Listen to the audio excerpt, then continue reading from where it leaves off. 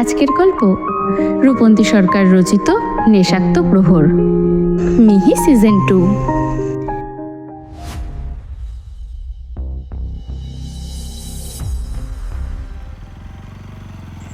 বাড়ির সামনে গাড়ি থামিয়ে হনহন করে উপরে চলে গেল। বাহিরে যদিও অনেক ঠান্ডা, কিন্তু ঋষের পুরো শরীর ঘামে ভিজে গেছে। সিঁড়ি দিয়ে উঠতে উঠতে পাতলার টি শার্টটা একটানে খুলে ফেলল। এরপর ইয়াশফার রুমে ঢুকলো। ঘরে কেউ নেই, ইয়াশফা ঘুমিয়ে আছে।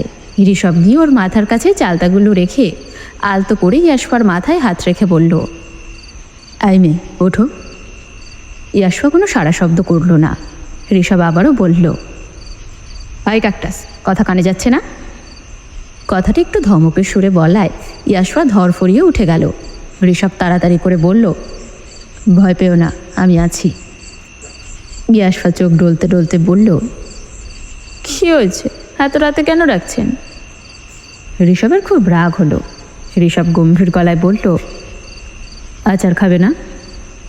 ইয়াশফা মাথা নাড়িয়ে হ্যাঁ বলল। ঋষভ আচারের প্যাকেট খুলে ইয়াশফার হাতে দিল। ইয়াশফা এক টুকরো চালতা মুখে দিয়েই ওয়াক করে উঠল। ঋষভ ওর হাত ইয়াশফার মুখের কাছে নিয়ে বলল, এইখানে ফেলো, কি হয়েছে, খেতে ভালো লাগছে না? ইয়াশফা মাথা নাড়িয়ে বলল, না ভালো না এটা, আমি আমার বাড়ির গাছের চালতা খাবো। ঋষভ রাগী চোখে ইয়াশফার দিকে তাকালো। এই মেয়েকে কি করতে মন চাইবে? এত কষ্ট করে এত রাতে ডাকাতি করে আচার নিয়ে আসলো, অথচ এই মেয়ের নাকি এটা ভালো লাগছে না। এত রাতে ওই গ্রামে গিয়ে আচার আনা সম্ভব? রাত বাজে প্রায় 2:55। মেয়েটা ওকে জ্বালিয়ে খাচ্ছে। এসব ভাবতে ভাবতেই ঋষভের মনে হলো, এই মেয়ের জন্য ওর এত কিসের দরদ? ও পারবে না এসব করতে। এই মেয়ে কি ওকে চাকর পেয়েছে নাকি? ঋষভ ইয়াশফাকে বলল, আমি তোমার চাকর না, এটা খেলে খাও, না খেলে ঘুমিয়ে পড়ো। কথাটা বলেই হনহন করে চলে গেল। ইয়াশফা ঋষভের যাওয়ার দিকেই তাকিয়ে আছে। ইয়াশফা কখন বলল ঋষভ ওর চাকর? ও শুধু বলেছে এই আচার ভালো না, ওর গাছের কাঁচা চালতা ভালো। এই কথাটা বলাও কি দোষ? ইয়াশফা কি এই লোকটাকে বলেছিল আচার আনতে? ইয়াশফা মুখ ভার করে ঋষের আনা আচারগুলো খেতে লাগলো। এর মধ্যেই দরজা খুলে মিহি রুমে আসলো। মিহির চোখে ঘুম নেই। একটু পরপর এসে ইয়াশফাকে দেখে যাচ্ছে। হৃদ মিহিকে ছাড়া ঘুমোতে পারে না, এই কারণে মিহি ওর রুমে চলে যাচ্ছে, না হলে ইয়াশফার কাছেই থাকতো। যদিও মিহি ইয়াশফার কাছে থাকলে হৃদ কিছুই বলবে না, কিন্তু তবুও মিহি থাকলো না। একবার নিজের রুমে যাচ্ছে আর একবার ইয়াশফার রুমে আসছে। বারবার এসে ইয়াশফার জ্বর চেক করে যাচ্ছে। মিহি এসে দেখে ইয়াশফা আচার খাচ্ছে। মিহি অবাক হলো, মেয়েটা এত রাতে আচার কই পেল?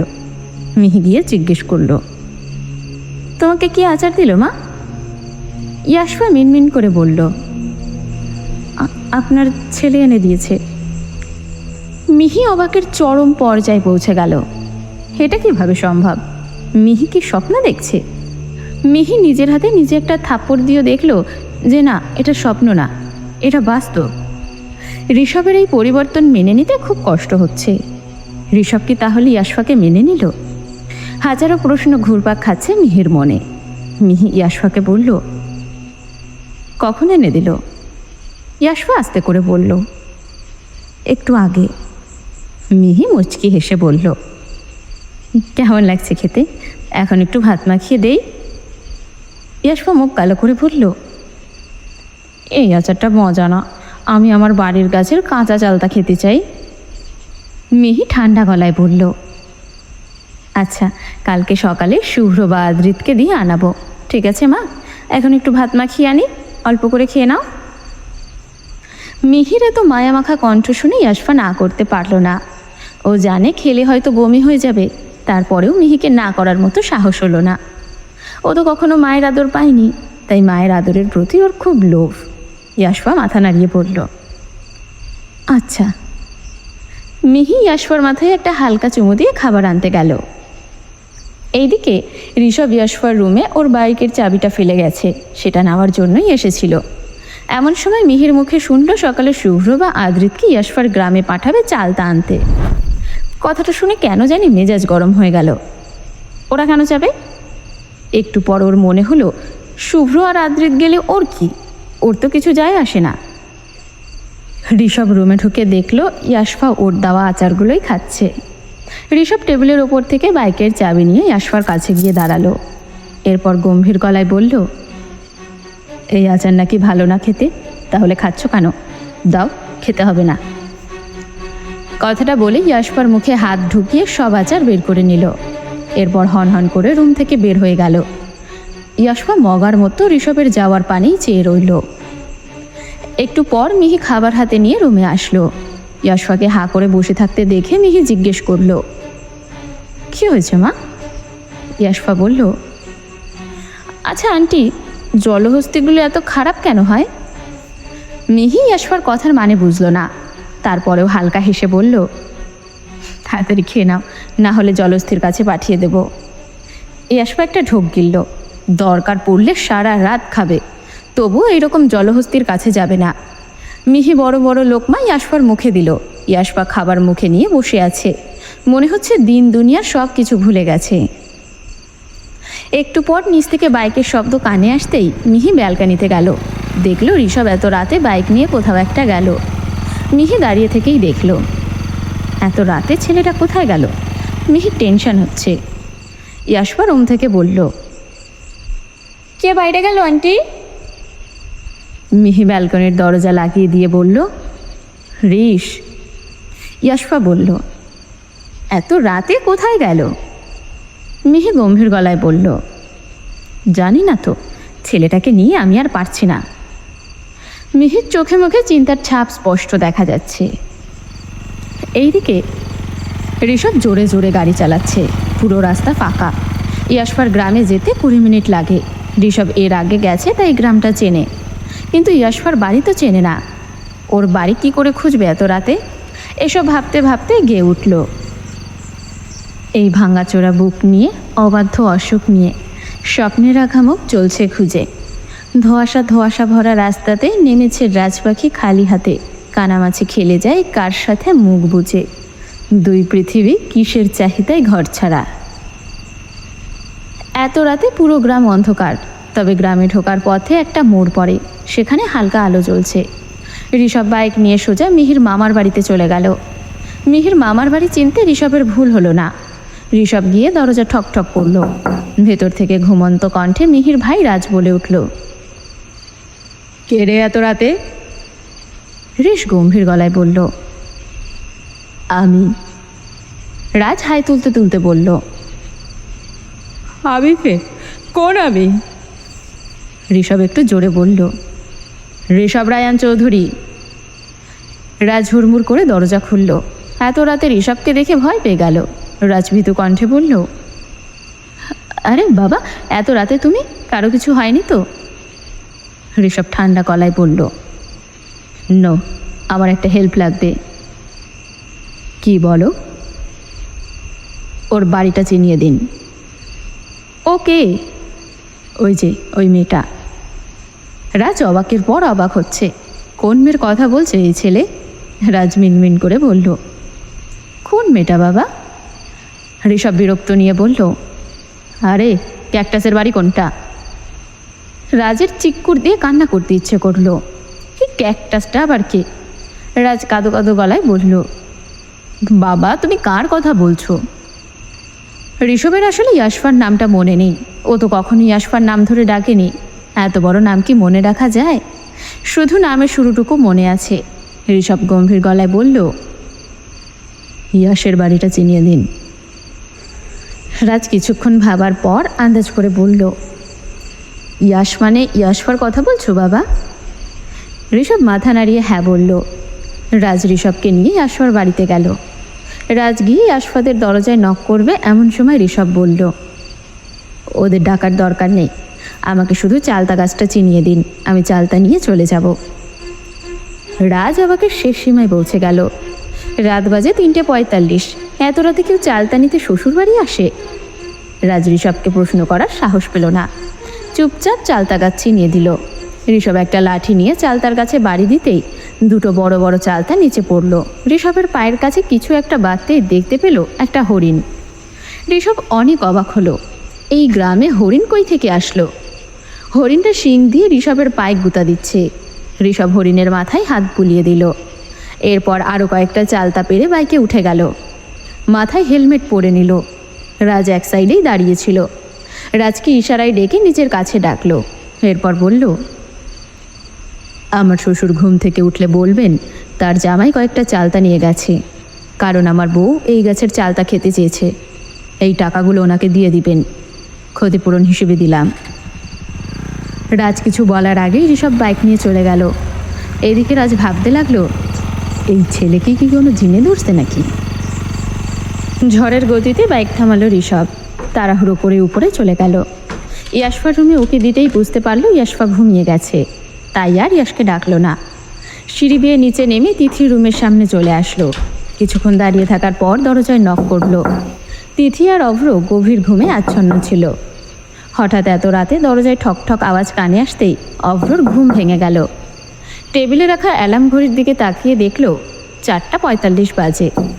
অভ্র আস্তে করে জিজ্ঞেস করল, কে? ঋষভ গম্ভীর গলায় বলল, আমি ঋষ। অভ্র কিছুটা অবাক হলো, এত রাতে ঋষ কেন এসেছে? ঋষের গলা শুনে তিথির ঘুম ভেঙে গেল। তিথি পিটপিট করে চোখ খুলল। অভ্র থম মেরে বসে আছে। ঘর থেকে কোনো সারা শব্দ না পেয়ে ঋষ এবার রেগে গেল। এভাবে কতক্ষণ বাহিরে দাঁড়িয়ে থাকবে? ঋষভ কিছুটা চেঁচিয়ে বলল, বাপি দরজা খুলবা নাকি আমি দরজা ভেঙে রুমে ঢুকবো? ঋষের কথায় অভ্রর হুঁশ আসলো। তাড়াহুড়ো করে বেড থেকে নিচে নামলো। মনে মনে বলল, বাপের এক হাতও ছাড়েনি। অভ্র দরজা খুলে দিতেই ঋষভ রেগে অভ্রের দিকে তাকালো। অভ্র একটু ঢোক গিলে বলল, আরে বাবা রাগ করছিস কেন? আয় ভেতরে আয়, কোনো সমস্যা হয়েছে কি? অভ্র খেয়াল করলো ঋষভের হাতে একটা ব্যাগ। অভ্র ঋষভকে জিজ্ঞেস করলো, এই ব্যাগে কি আছে ঋষ? ঋষভ কোনো কথা না বলে রুমে ঢুকলো। তিথি বেডে বসে ঋষভের দিকেই চেয়ে আছে। মনে হচ্ছে ও এখনও ঘর থেকে বের হতে পারেনি। ঋষভ ব্যাগ থেকে দুটো চালতা বের করে তিথিকে বলল, এই দুটো চালতা ইয়াশফাকে মাখিয়ে দিও, আর বাকি চালতাগুলো দিয়ে আচার বানিয়ে দেবা ওকে। তিথি হাঁ করে ঋষভের দিকে চেয়ে আছে। কোনো কথা বলার ভাষাও খুঁজে পাচ্ছে না। ওর মনে হলো ও হয়তো কোনো স্বপ্ন দেখছে। ঋষভের কথা শুনে অভ্রর মাথা ঘুরে উঠল। অভ্র দৌড়ে ঋষভের কাছে আসলো। এসে ঋষভকে প্রশ্ন ছুড়ে দিয়ে বলল, এই চালতা তুই কই পাইলি বাপ এত রাতে? ঋষভ সহজ সরলভাবে বলল, চুরি করে এনেছি। ঋষভের কথায় অভ্র ঠাস করে নিজের গালে একটা চড় দিল। ও চেক করলো কোনো স্বপ্ন দেখছে কি না, কিন্তু চড়টা ওর গালে বেশ জোরেই পড়েছে। তাই 100% শিওর হলো ও কোনো স্বপ্ন দেখছে না, এটা সত্যি। অভ্র অবাক হয়ে বলল, এই চালতা কার জন্য আনলি এত রাতে? ঋষভ কিছু বলল না। তিথি তখনও চালতার ব্যাগ হাতে নিয়ে ঋষভের দিকে হ্যাবলার মতোই তাকিয়ে আছে।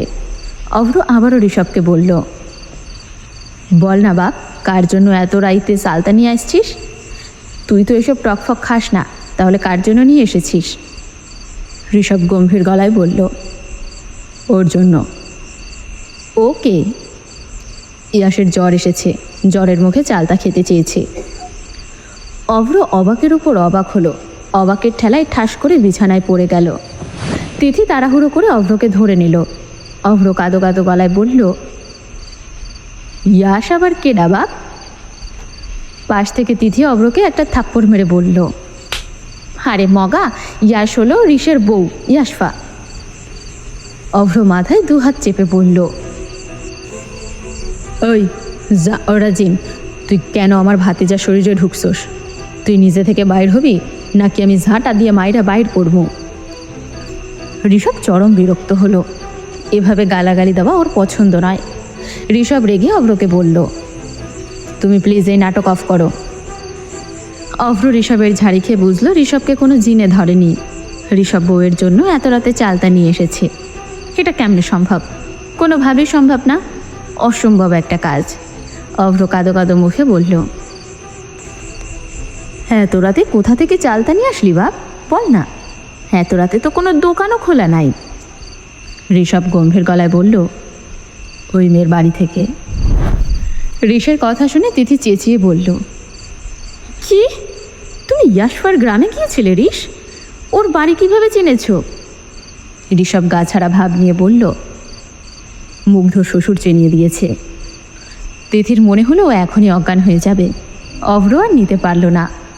অভ্র ঋষকে হাত জড়ো করে বলল, বাপ তুই এখন যা, তুই আর 2 মিনিট আমার সামনে থাকলে আমি পটল তুলব।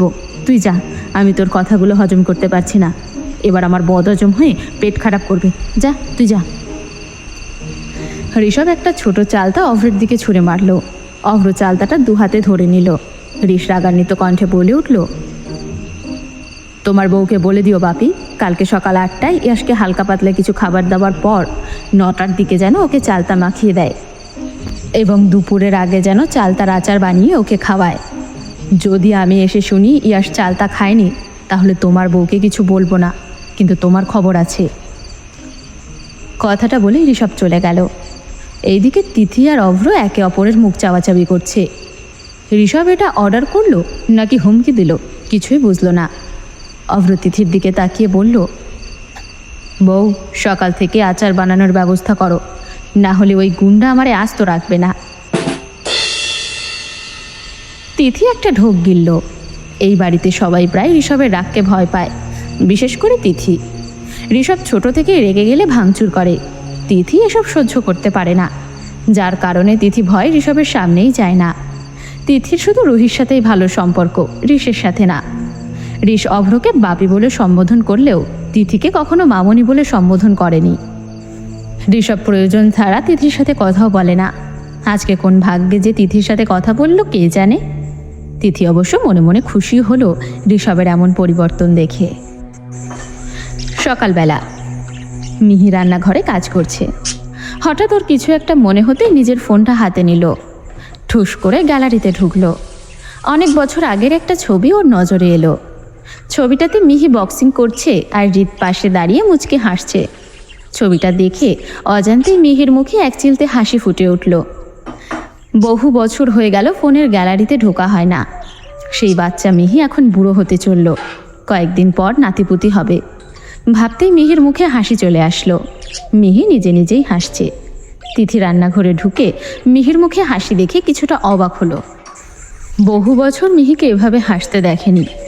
তিথির খুব কৌতূহল হলো মিহি কি দেখে হাসছে, কি মিষ্টি সেই হাসি। তিথি কৌতূহল আটকে রাখতে না পেরে জিজ্ঞেস করলো, কি দেখে হাসছো টুইঙ্কেল? মিহি তিথির দিকে তাকালো। মুচকি হেসে ফোনটা এগিয়ে দিল তিথির দিকে। তিথি ফোনে হৃদ আর মিষ্টির মিষ্টি মুহূর্তের ছবি দেখে হেসে উঠল। ছবিটা এত কিউট হয়েছে। তিথি হেসে বলল, কি মিষ্টি লাগছে টুইঙ্কেলকে, মাশাআল্লাহ। তিথির কথা শুনে মিহি হাসল। তিথির হাতে কয়েকটা চালতা। মিহি এতক্ষণ খেয়ালই করেনি, তবে এখন খেয়াল করলো। তিথি মিহিকে জিজ্ঞেস করলো, তুমি এত সকাল সকাল চালতা কোথায় পেলে আপু?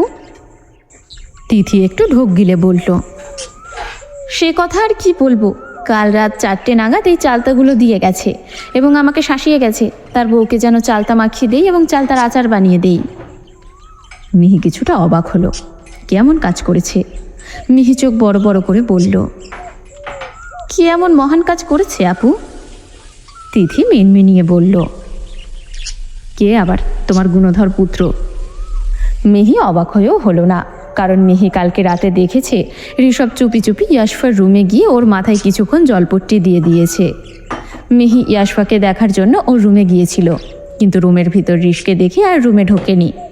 বাইরে থেকে মন ভরে ছেলেকে দেখলো। তার ছেলের মধ্যে ভালোই পরিবর্তন এসেছে। মিহি তিথির কাছে অবাক হওয়ার ভান করে বলল, সত্যিই ঋষ এনেছে এগুলো, কিন্তু অত রাতে ঋষ এগুলো কোথায় পেল? তিথি মুখ কালো করে বলল, সে নাকি ইয়াশফাদের বাড়িতে গেছিল, গাছ থেকে পেড়ে এনেছে। মিহি কিছুক্ষণ চুপ করে রইল। তিথি মিহিকে জিজ্ঞেস করলো, ইয়াশফা কি ঘুমিয়ে গেছে মিহি? মিহি মনমরা হয়ে বলল, হ্যাঁ রে আপু, মেয়েটার শরীর ভালো নেই, কাল সারা রাত ঘুমোতে পারেনি। ভোর থেকে জ্বরটা একটু কম, আর একটু বেলা হলে আবারও ডাক্তার ডাকবো। মিহি আর তিথি মিলে চা নাস্তা বানালো। এইদিকে খাবার টেবিলে হৃদ আর অভ্র বসে আছে। অভ্র হৃদকে কালকের সব কথা খুলে বলল। হৃদ বিশ্বাস করেনি, ওর ছেলে এমন কাজ করতেই পারে না। হৃদের ফুল কনফিডেন্স আছে ঋষের উপর। তার ঋষ এমন মহান স্বামী কখনো হতে পারবে না। হৃদ অভ্রকে মুখের ওপর বলে দিয়েছে, তুই মনে হয় ঘুমিয়ে ঘুমিয়ে স্বপ্ন দেখেছিস, আমার ছেলে এই সুকাজ কোনো জীবনেও করবে না। অভ্র রেগে বলল, না ভাই, স্বপ্ন দেখব কেন, সত্যি ঋষ এমনটা করেছে। হৃদ চুপ থাকলো। কিছুক্ষণ পর ইয়াশফা আসলো। এসে হৃদের পাশে একটা টেবিল টেনে বসে পড়ল। হৃদ ইয়াশফার মাথায় হাত দিয়ে দেখলো জ্বর কিছুটা কমেছে। হৃদ ইয়াশফাকে বলল, এখন কেমন লাগছে আম্মা জান? ইয়াশফা মলিন মুখে হেসে বলল, আমি একদম বিন্দাস আছি। ইয়াশফার কথায় হৃদ আর অভ্র দুজনেই হাসলো। অভ্র ইয়াশফাকে বলল, আম্মা জান, আপনার স্বামী কি করেছে জানেন? ইয়াশফা অভ্রের দিকে তাকালো। অভ্র কিছু বলতে যাবে তার আগেই ঋষভ নেমে আসলো। গায়ে একটা হালকা নীল রঙের টি শার্ট আর সাদা রঙের ট্রাউজার, চুল থেকে টপ টপ করে জল পড়ছে, মনে হচ্ছে এক্ষুনি শাওয়ার নিয়ে এসেছে। হৃদ ঋষভকে আসতে দেখে গান ধরল, আমি পারি না আর পারি না, আমি কেন মরি না, আজরাইল কি চেনে না আমারে গো, আমি পারি না আর পারি না, আমি হয়তো 2 দিন পরেই মরব। হৃদের গান শুনে ঋষভ কোনো প্রতিক্রিয়া দেখালো না। ইয়াশফা আর অভ্র হাসতে হাসতে শেষ। হৃদের গান শুনে মিহিও রান্নাঘর থেকে তেড়ে আসলো। হৃদের দিকে কটমট করে তাকিয়ে বলল, তোমার নাকে ঘুষি মেরে তোমার মুখের মানচিত্র বদলে দিব, এসব ফালতু গান যেন তোমার মুখে আর কখনো না শুনি। হৃদ মনে মনে বলল, বাঙালির জীবন, গান করলাম একজনের জন্য, গায়ে লাগলো আর একজনের, কেমনটা লাগে? হৃদ ঋষভের দিকে তাকিয়ে বলল, আপনি নাকি বউ মানেন না, তাহলে বউয়ের জন্য এত দরদ উতলিয়ে পড়ছে কেন? ঋষভ রেগে বলল, কিসের বউ? ও আমার থাপ্পড় খেয়ে নাকি অসুস্থ হয়েছে, তাই আমার দায়িত্ব ছিল ওর যত্ন করা, আমি শুধু ওইটুকুই করেছি, এর বেশি কিছু আমার থেকে আশা করো না, আমি ওকে বউ বলে মানি না। হৃদ ঋষভের কথা শুনে ইয়াশফার দিকে তাকালো। ইয়াশফা এক মনে ফ্লোরের দিকেই তাকিয়ে আছে। হৃদ অভ্রকে বলল, বুঝলি অভ্র, মানুষ এত নাটক জানে, মানে তলে তলে টেম্পো চালাবে, কিন্তু তুই বলতে যাবি তখনই পাল্টি খাবে। অভ্র সুর মিলিয়ে বলল, হ্যাঁ হৃদ, একদম ঠিক বলছিস, আরও আমাদের আম্মাজানকে না মানলে না মানুক, আমাদের আম্মাজান কি দেখতে শুনতে খারাপ? আমরা না হয় আমাদের রুহি আম্মাজান আর ইয়াশফা আম্মাজানকে একসাথে বিয়া দিব, আর কোনো কথা আছে? হৃদ অভ্রের দিকে তাকিয়ে বলল, একদম ঠিক বলছিস। তিথি হৃদ আর অভ্রের জন্য চা নিয়ে আসলো। তিথি মিহিকে বলল, মিহি, রান্নাঘর থেকে কফিটা নিয়ে এসো। ইয়াশফা টেবিল থেকে উঠে গিয়ে বলল, আমি এনে দিচ্ছি। কথাটা বলি ইয়াশফা রান্নাঘর থেকে কফি আনলো। তিথি বলল, ঋষভকে দাও। হৃদ আর অভ্রর কথা শুনে এমনিতেই ঋষভের মাথা গরম হয়ে আছে। ইয়াশফা ঋষভের হাতে কফি দিয়ে বলল, নিন আপনার কফি। ঋষভ কফি নিয়ে ফ্লোরে ছুঁড়ে মেরে বলল, এই, তোমাকে বলিনি আমার থেকে দূরে থাকতে? তোমাকে বলেছি কফি দিতে, আমার চোখের সামনে একদম আসবা না। হৃদ আর অভ্র টেবিল থেকে উঠে গেল। মিহি রান্নাঘর থেকে দৌড়ে চলে আসলো। ঋষভ এমনভাবে রিয়াক্ট করবে কেউ ভাবতে পারেনি। ইয়াশফা চুপ করে দাঁড়িয়ে আছে। হৃদ ঋষভকে বলল, ঋষ, বেয়াদবি হয়ে যাচ্ছে কিন্তু, লিমিটের মধ্যে থাকো। হৃদ রায়ান চৌধুরী যদি স্টেপ নেওয়া শুরু করে তাহলে কিন্তু এর ফল খুব খারাপ হবে। ঋষভ হৃদের দিকে তাকিয়ে মুচকি হাসল। ঋষভ রায়ান চৌধুরীর বিরুদ্ধে স্টেপ নিবা? আমাকে আমার মতো ছেড়ে দাও বাবা, আর এই মেয়েকে বলে দিও আমার 3 সীমানায় যেন না আসে। কথাটা বলেই ঋষভ চলে গেল। ইয়াশফা মনে মনে বলল, বালির একটা জামাই কপালে জুটছে, ওরা আর কখনো তোর আশেপাশে যাব না, গু খাইয়া মর তুই, তোর থেকে তো জায়ানো ভালো। এর মধ্যে শুভ্র ড্রয়িং রুমে আসলো। সবাইকে দাঁড়িয়ে থাকতে দেখে শুভ্র এগিয়ে আসলো। কাছে পা দিতে যাবে এমন সময় ইয়াশফা বলে উঠল, ভাইয়া, ওইদিকে ভাঙা কাচ পড়ে আছে। শুভ্র থেমে গেল। ইয়াশফার কাছে গিয়ে বলল, তুমি ঠিক আছো চিকিমিকি? কথাটা বলে ইয়াশফার কপালে হাত দিল। এমন সময় ঋষভ সিঁড়ির ওপর থেকে একটা ফুলদানি শুভ্রর পায়ের কাছে ছুঁড়ে মেরে বলল, ওকে একদম টাচ করবি না, দূরে সর ওর থেকে, না হলে আমি ভুলে যাব তুই আমার ভাই। হঠাৎ এমন কথা শুনে সবাই ঋষভের দিকে তাকালো। হৃদা সহ্য করতে পারল না। ঋষভের আচরণে তার মেজাজ এখন তুঙ্গে। কিছুক্ষণ আগেই মেয়েটাকে সবার সামনে অপমান করলো, এখন আবার তার উপরই জোর খাটাচ্ছে। মগের মুল্লুক নাকি? হৃদ গম্ভীর গলায় ঋষভকে বলল, তোমার সমস্যাটা কি ঋষ? ওর সাথে কেন এমন করছো? তুমি তো ইয়াশফাকে বউ বলেই মানো না, তাহলে ওর ওপর কেন অধিকার দেখাচ্ছ? ঋষভ কোনো উত্তর দিল না। ওর চোয়াল শক্ত হয়ে এলো। দ্রুত সিঁড়ি দিয়ে নিচে নেমে সরাসরি ইয়াশফার কাছে গিয়ে দাঁড়ালো। কিছু বোঝার আগে ইয়াশফার হাতটা শক্ত করে চেপে ধরল। সবাই আহাম্মকের মতো দাঁড়িয়ে আছে। ঋষভ ইয়াশফাকে এক প্রকার টেনে হিঁচড়ে ওপরের তলায় নিয়ে যেতে লাগলো। নিচে দাঁড়িয়ে থাকা মানুষগুলো হতভম্ব হয়ে একে অপরের মুখ চাওয়াচাওয়ি করছে। ওপরের করিডোরে পৌঁছতেই ইয়াশফা সর্বশক্তি দিয়ে নিজের হাতটা ঋষভের থেকে ছাড়িয়ে নিল। রাগে আর অপমানে তার চোখ ফেটে কান্না আসতে চাইছে। ইয়াশফা চেঁচিয়ে বলে উঠল, এই বাল, হাত ছাড়ুন তো। সমস্যা কি আপনার? আমাকে কি আপনার মানুষ মনে হয় না? বউ মানেন না, ভালো কথা, তাহলে হাত ধরে টানাটানি করেন কেন? এসব আমার একদম পছন্দ না। আর তাছাড়া একটু আগে তো সবার সামনে বললেন আমি যেন আপনার ত্রিসীমানায় না যাই, আপনার চোখের সামনে থেকে যেন দূরে থাকি। তাহলে এখন আবার কেন আমার গায়ে হাত দিচ্ছেন? কেন টেনে আনলেন এখানে? নিজের কথার কি কোনো দাম নেই আপনার কাছে? ছি, কেমন লোক আপনি! ঋষভ রাগে ফুঁসে উঠল। ইয়াশফার গাল দুটো চেপে ধরে একদম তার মুখের কাছে মুখ নিয়ে এলো। চোখ দিয়ে আগুন ধরছে ওর। দাঁতে দাঁত চেপে বলল, একদম চুপ। আর একটা কথা বললে থাপ্পড় দিয়ে গাল লাল করে দিব। ইয়াশফা চুপ হয়ে গেল। মনে মনে গালি দিল কয়েকটা। ঋষভার কথা না বাড়িয়ে ইয়াশফার হাতটা শক্ত মুঠোয় টেনে ধরে নিয়ে গেল নিজের রুমে। রুমে ঢুকে কোনো কথা নেই, ইয়াশফাকে ধপ করে বেডের উপর বসিয়ে দিল সে, কিন্তু হাতের মুঠো আগলা করল না। ইয়াশফা কিছুটা অসহায়ভাবে নিজের হাতের দিকে তাকালো, আর একবার ঋষভের পাথরের মতো শক্ত হয়ে থাকা চেহারার দিকে। পরিবেশ বেশ শান্ত, কারোর মুখে কোনো কথা নেই। এর মধ্যেই হঠাৎ করে ইয়াশফা বলল, আমার হাতটা ছাড়ুন না, গলাটা ভীষণ চুলকাচ্ছে। এমন একটা থমথমে পরিস্থিতিতে ইয়াশফার এই বেফাস কথা শুনে ঋষভ থাওয়া হয়ে গেল। ও ভেবে পায় না এই মেয়েটা কি দিয়ে তৈরি।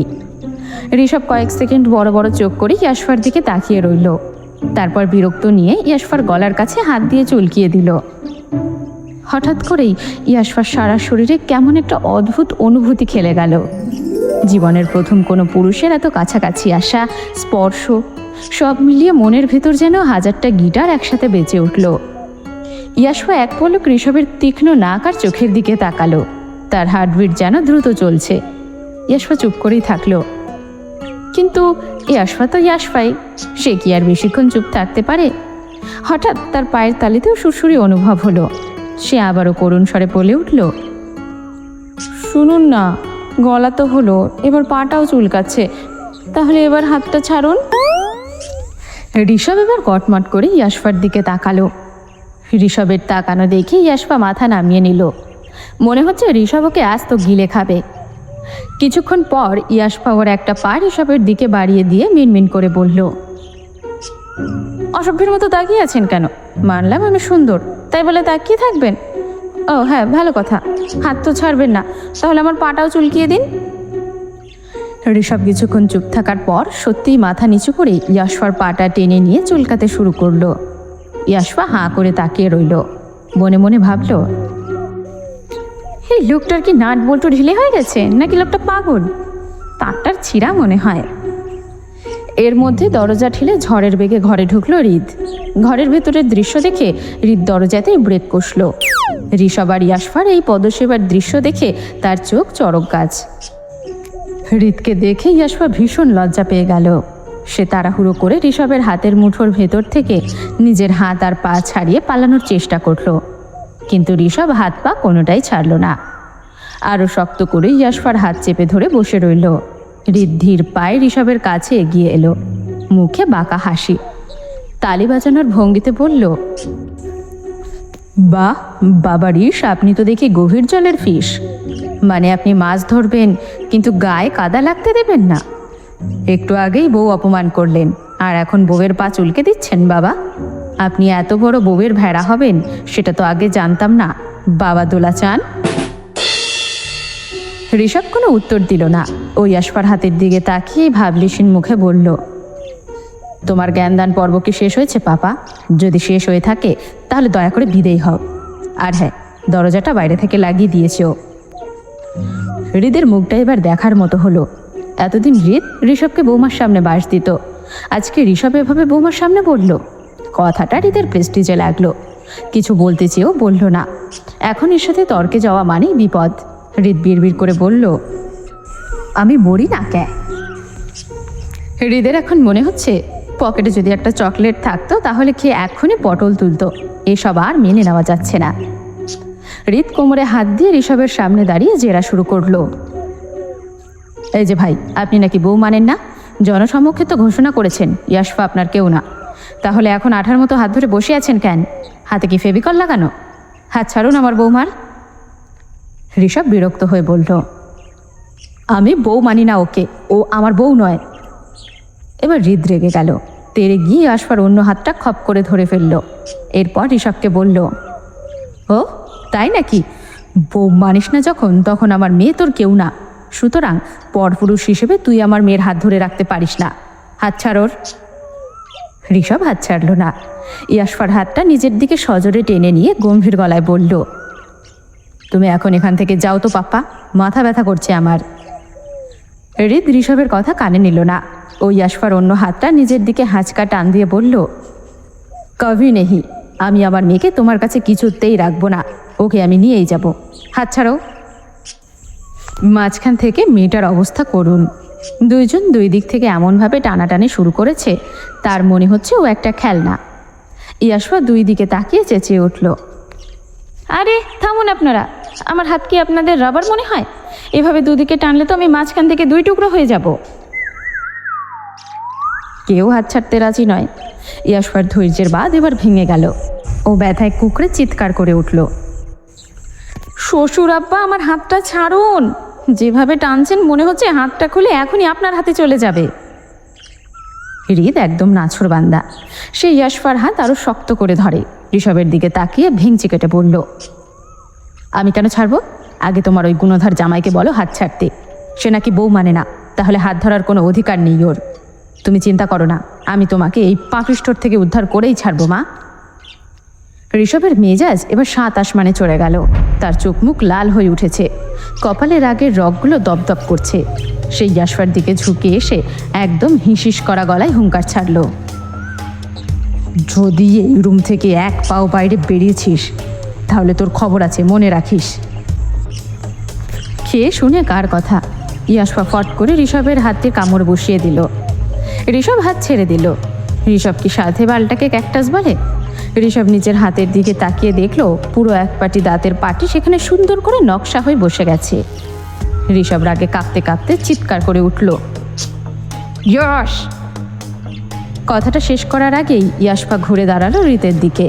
দুই পাটি দাঁত বের করে হৃদকে দেখে এমনভাবে হাসি দিল যেন এখনই হৃদের হাতে একটা কামড় বসানোর জন্য প্রস্তুতি নিচ্ছে।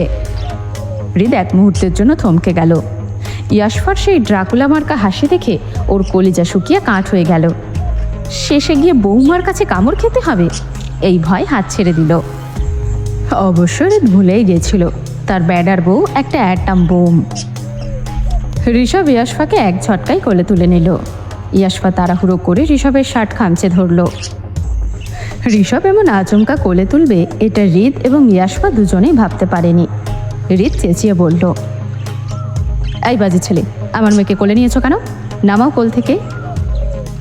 ঋষভ শয়তানি হাসি দিয়ে হৃদকে বলল, 1 মিনিটের মধ্যে রুম থেকে বের না হলে তোমার মেয়ের সাথে আরও অনেক কিছু করব। হৃদ একদম চুপ হয়ে গেল। হৃদকে চুপ করে দাঁড়িয়ে থাকতে দেখে ঋষভ টুপ করে ইয়াশফার গালে চুমো দিল। ইয়াশফা পুরো জমে গেল। হৃদ আরেক দফা অবাক হলো। ইয়াশফার মাটি ফাঁক করে ভেতরে ঢুকে যেতে মন চাইল, তাহলে হয়তো একটু শান্তি পেত। হৃদ রেগে ঋষভকে বলল, আমার মেয়েকে চুমু খাওয়ার সাহস কে দিল তোমাকে? আমি তোমার ঠোঁট কেটে নিব। ঋষভ ইয়াশফার অন্য গালে আরেকটা চুমো দিল। এরপর ইয়াশফাকে কোলে নিয়ে হৃদের দিকে এগিয়ে গেল। হৃদ ঋষভকে এগোতে দেখে পিছিয়ে যাচ্ছে। ঋষভ গম্ভীর গলায় বলল, রুম থেকে বের হও। হৃদ ঋষভের দিকে কটমট করে তাকিয়ে বলল, বেয়াদ্দব ছেলে, এই শিক্ষা দিয়েছি তোমাকে? বাপের সামনে এসব করতে লজ্জা করছে না? বউ মানো না তো এসব কি? কোল থেকে নামাও আমার মেয়েকে।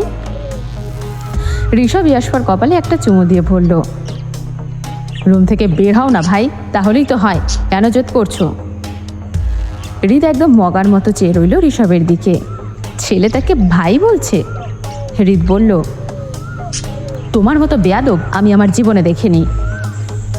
ঋষভ এবার এগিয়ে এসে হৃদের গালেও একটা চুমু দিয়ে বলল, তাহলে এখন দেখো আর এই রুম থেকে বের হও।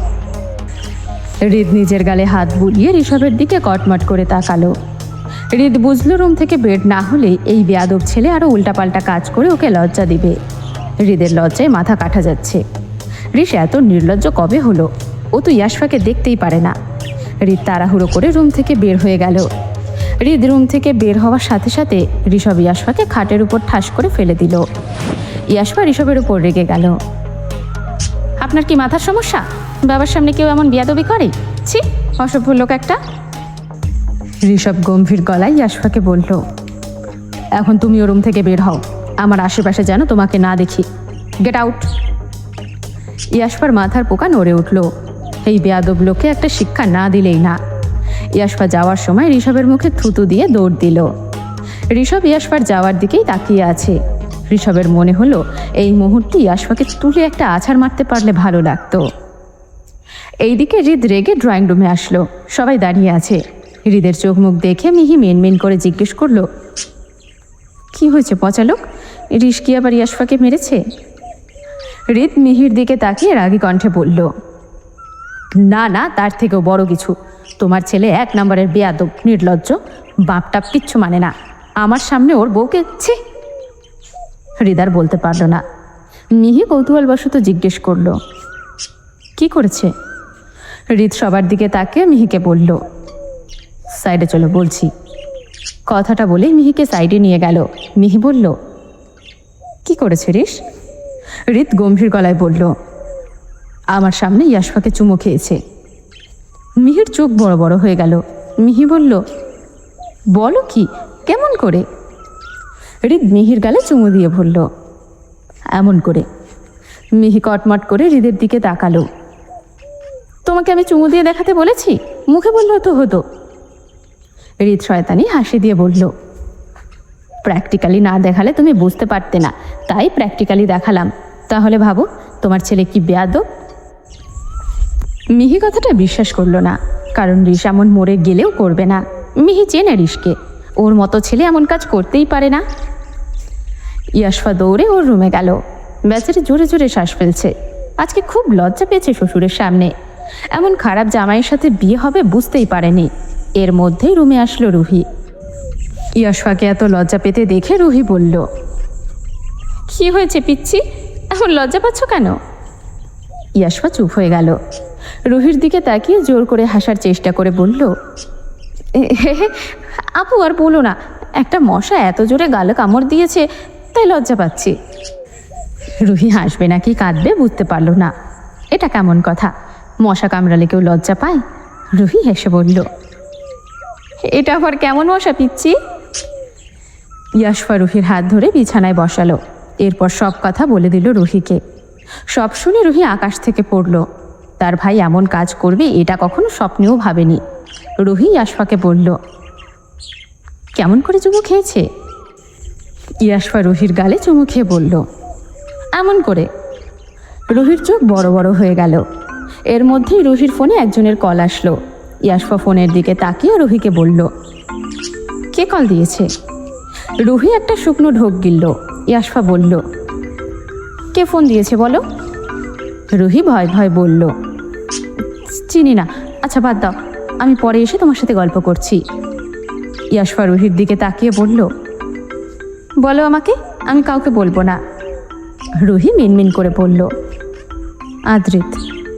ইয়াশফার চোখ বড় হয়ে গেল। ও বুঝলো কোনো একটা ঘাপলা আছে। ইয়াশফা রুহির থেকে ফোনটা নিয়ে নিল।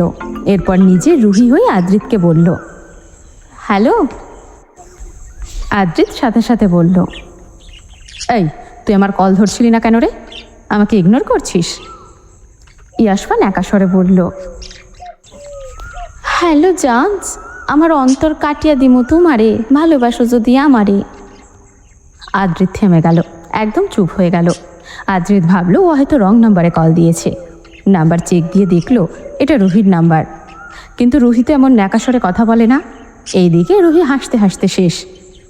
আদ্রিত বলল, কে? রুহি কই? কে আপনি? ইয়াশফা গলা চেঞ্জ করে বলল, রুহিকে? আমি তো তোমার ইস্যু। আদ্রিত রেগে গেল, রেগে গিয়ে বলল, ইয়ার কি হচ্ছে? আমি কোনো ইস্যু হিসুকে চিনি না। রুহি আসলে বলবেন আদ্রিত কল দিয়েছিল। কথাটা বলেই আদ্রিত কল কেটে দিল। এইদিকে ইয়াশফা মুখ ফুলিয়ে রুহিকে বলল, তোমার আশিক আমারে হিসু বলল কেন? এইদিকে মিহির ঈদের কথা শুনে চোখ বড় বড় করে তাকালো। ওর রাগ যেন মুহূর্তের মধ্যে সপ্তম আকাশে চড়ে বসল। ঋষভ ইয়াশফাকে দু চোখে সহ্যই করতে পারে না। ও নাকি হঠাৎ করে মেয়েটাকে চুমু খেতে যাবে, অসম্ভব। মিহি ভালো করেই চেনে তার ছেলেকে আর এই ধুরন্ধর স্বামীকেও। লোকটা একটা লুচ্চা। ওকে বাগে পেয়ে চুমু খাওয়ার লোভে হৃদ যে নিজের ছেলের নামে এমন গাঁজাখুরি গল্প বানিয়েছে সেটা বুঝতে মিহির 1 সেকেন্ডও সময় লাগলো না।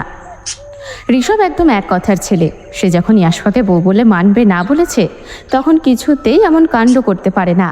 মিহিরিতকে সজোরে একটা ধাক্কা দিয়ে বলল, কি ভেবেছো আমাকে এসব মিথ্যে গল্প শুনিয়ে ফায়দা লুটবে আর আমি কিচ্ছু বুঝবো না? আমার ছেলে তোমার মতো এমন লুচ্ছা না যে কথায় কথায় সুযোগ বুঝে বউকে চুমু খেতে যাবে। ও একদম এক কথার ছেলে। হৃদ ধাক্কা খেয়ে খাটের কোনায় পড়তে পড়তে বাঁচল। মিহির কথা শুনে হৃদ একদম স্তব্ধ। নিজের 5 বছরের বাচ্চা বউকে কত কষ্ট করে কোলে পিঠে করে মানুষ করলো, আর আজ বুড়ো বয়সে এসে নিজের বউ তাকে এত বড় অবিশ্বাসটা করলো। হৃদ নিজের বুকে হাত দিয়ে আকাশপানে তাকিয়ে দীর্ঘশ্বাস ফেলল। মনে মনে ভাবল, কি দিনকাল এলো, নিজের ছেলের মুখোশ খুলতে এসে বউয়ের কাছে লুচ্চা উপাধি পেয়ে গেলাম। এই বয়সে এসে এত বড় অপমান কি সহ্য করা যায়? হৃদ মুখটা বাংলা পাঁচের মতো করে বলল, প্রিন্সেস, তুমি আমাকে লুচ্চা বললা? নিজের ভালোবাসার মানুষ জামাইকে তোমার এই মনে হয়? আমি লুচ্চা না, তোমার ছেলে লুচ্চা। তুমি আমাকে বিশ্বাস না করে ওই বেয়াদবটাকে বিশ্বাস করছো। কলিযুগ, একেই বলে ঘোর কলিযুগ। মেহি হৃদের দিকে কটমট করে তাকিয়ে চোখ দুটো ছোট ছোট করে বলল, না, আমি তোমাকে বিশ্বাস করি না, সরি। হৃদের রাগ উঠে গেল। এবার হাতে নাতে প্রমাণ দিতেই হবে। হৃদ খপ করে মিহির হাত ধরে টানতে টানতে নিজের সাথে নিয়ে গেল। সিঁড়ি দিয়ে হন্তদন্ত হয়ে উঠতে উঠতে হৃদ বিড়বিড় করে বলল, অনেক হয়েছে, চলো আজকে তোমাকে হাতে নাতে প্রমাণ দিব। তোমার ছেলে যে কত বড় সাধু সেটা আজকে প্রমাণ করেই ছাড়ব। মিহি চরম বিরক্ত হয়ে হৃদের সাথে টানা হেঁচড়া করতে করতে যাচ্ছে। ঋষভের ঘরের দরজার সামনে এসে হৃদ পরপর কয়েকবার দুমদাম করে দরজা ঠকঠক করল। একটু পরেই দরজাটা খুলে গেল।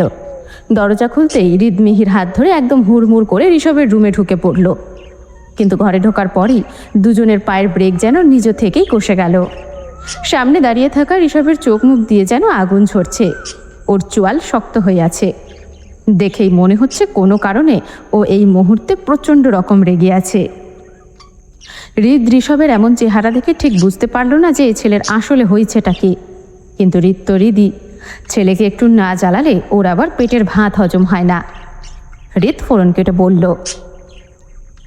ঋষ, তুমি এবার তোমার মাকে নিজের মুখে বলো তুমি একটু আগে আমার সামনে অ্যাটাম বোমকে খপ করে ধরে ধপ করে চুমু খাওনি? মিহি তখন কৌতূহল নিয়ে ঋষভের দিকে তাকিয়ে জিজ্ঞেস করল, বাবু, তুমি সত্যি এমন অসভ্যতা করেছ? ঋষভ গম্ভীর গলায় বলল, না। ব্যাস, হৃদ ধপ করে মাটিতে বসে পড়ল। আকাশের দিকে তাকিয়ে বলল, আল্লাহ, তোমার কাছে বিচার দিলাম, তুমি এর বিচারটা কইরো। কি পোলা জন্ম দিছি আমি, খোদা চুমু খেয়ে বলে খাইনি, কয়েকদিন পর বাচ্চা জন্ম দিয়েও বলবে জন্ম দেইনি, একাই হয়ে গেছে। মিহি জানতো তার ছেলে এমন বেয়াদবি করবে না, তাই হৃদের দিকে তাকিয়ে মুখ বাঁকা করে চলে গেল। হৃদ ঋষভকে শুনিয়ে শুনিয়ে বলল, আমি আমার ইয়াশফা মাকে একটা সুন্দর ছেলের সাথে বিয়ে দিব। হৃদের কথাটা শুনে ঋষভের মাথা আরও গরম হয়ে গেল। কথাটা কেন জানি তীরের মতো গিয়ে লাগলো বুকে। ভালো লাগলো না কথাটা। এখন মনে হচ্ছে ইয়াশফাকে কাঁচা খেয়ে ফেলতে। ঋষভ এক মুহূর্তেও সেখানে দাঁড়ালো না। ঝড়ের বেগে ঘর থেকে বের হয়ে সোজা ইয়াশফার রুমের দিকে হাঁটা ধরল। হৃদ চুপচাপ ছেলের চলে যাওয়ার পানে তাকিয়ে রইল। ওর ছেলেটা মোটেও ভালো হয়নি। এদিকে ঋষভ হন হন করে হেঁটে ইয়াশফার রুমের সামনে এসে দাঁড়ালো। দেখলো ঘরের দরজাটা খোলাই আছে। ও কোনো অনুমতি না নিয়েই গটগট করে ঘরে ঢুকলো, কিন্তু ভেতরে পা রাখতেই ও চুপ হয়ে গেল। ইয়াশফা আয়নার সামনে দাঁড়িয়ে নানা রকম অঙ্গিভঙ্গি করে ঢং করছে আর একা একাই আপন মনে বকবক করছে। ঋষভের রাগ যেন দপ করে জ্বলে উঠল। এই ঘূর্ণিঝড়টা ওর জীবনটা এলোমেলো করে দিয়েছে। ঋষভ খপ করে ইয়াশফার হাতটা চেপে ধরল। হাতটা এত শক্ত করে ধরেছে মনে হলো ইয়াশফার হাতটা এখনই শরীর থেকে খুলে চলে আসবে। ব্যথা ইয়াশফার প্রাণ যাওয়া আসা করছে। ইয়াশফা নিজের সর্বশক্তি দিয়ে ঋষভকে সজোরে একটা ধাক্কা মারল, কিন্তু ঋষভ নিজের জায়গা থেকে এক চুলও নড়ল না। উল্টো নিজের অন্য হাতটা বাড়িয়ে ইয়াশফার নরম গাল দুটো শক্ত করে চেপে ধরল। ঋষভ দাঁতে দাঁত চেপে বলল, তোর জন্য আমার সব কিছু এলোমেলো হয়ে যাচ্ছে। কেন এসেছিস তুই আমার জীবনে? আমার সামনে একদম আসবি না। আমি তোকে আমার বউ মানি না, ঘূর্ণিঝড় একটা। ইয়াশফার চোখ দুটো ব্যথায় টলমল করে উঠল। ব্যথার তীব্রতা সহ্য করতে না পেরে ও ছটফট করতে লাগলো। নিজের সর্বশক্তি দিয়ে ঋষভের হাত থেকে নিজেকে ছাড়ানোর চেষ্টা করলো। ঋষভ হঠাৎ করে ইয়াশফার হাতের বাঁধন আলগা করে দিল। ইয়াশফা নিজেকে ছাড়ানোর জন্য যেমনি উল্টো টান দিল, অমনি ঋষভ হাত ছেড়ে দিতেই ও ভারসাম্য হারিয়ে ছিটকে গিয়ে শক্ত মেঝেতে আছাড় খেয়ে পড়ল। একেবারে বেকায়দায় পড়ার কারণে ওর ডান হাতটা মেঝের সাথে সজোরে আঘাত খেল। হাড় মরমর করার মতো তীব্র একটা যন্ত্রণার অনুভূতি হলো। মনে হলো হাতটা মচকে গেছে। ব্যথায় চিৎকার করে উঠল ইয়াশফা। ইয়াশফার আর্তনাদে যেন পুরো ঘর কেঁপে উঠল। ইয়াশফার চিৎকার শুনে ঋষভ দৌড়ে ইয়াশফার পাশে গিয়ে হাঁটু গেড়ে বসে পড়ল। ইয়াশফাকে নিজের বুকের সাথে জড়িয়ে ধরল। ঋষভের হাত দুটো কাঁপছে। ও বুঝতে পারেনি যে তার সামান্য অসাবধানতায় মেয়েটা এত বড় আঘাত পেয়ে বসবে। ও ইচ্ছে করে ধাক্কা দেয়নি। এইদিকে ইয়াশফার চিৎকার শুনে হৃদ মিহি দৌড়ে ইয়াশফার রুমে আসলো। দরজায় এসে ইয়াশফাকে মেঝেতে ওভাবে ব্যথায় ছটফট করতে দেখে হৃদের বুকের ভেতরটা কেঁপে উঠল। ভয়ের চোটে ওর গলা শুকিয়ে কাঠ হয়ে গেল।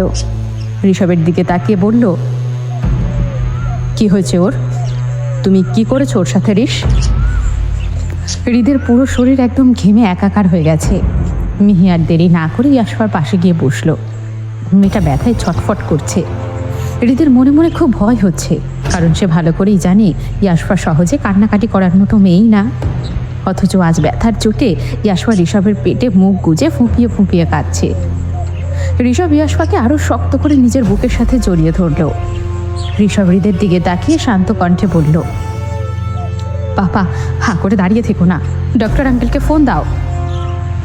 ঋষভের কথা শুনে হৃদ আর এক সেকেন্ডও নষ্ট না করে তড়িঘড়ি করে ডাক্তারকে কল দিল।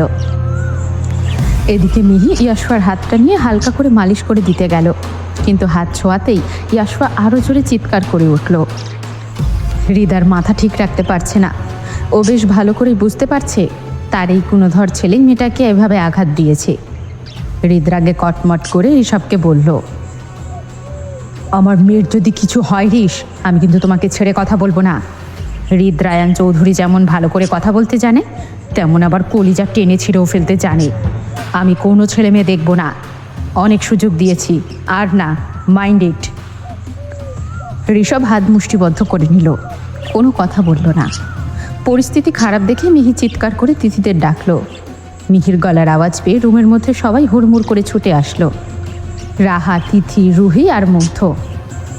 মুগ্ধ রুমে ঢুকে এক ছুটে এসে ইয়াশফার পাশে বসে পড়ল। মুগ্ধর সাথে ইয়াশফার সম্পর্কটা বেশ ভালোই ছিল, যদিও তারা খুব একটা কথা বলতো না।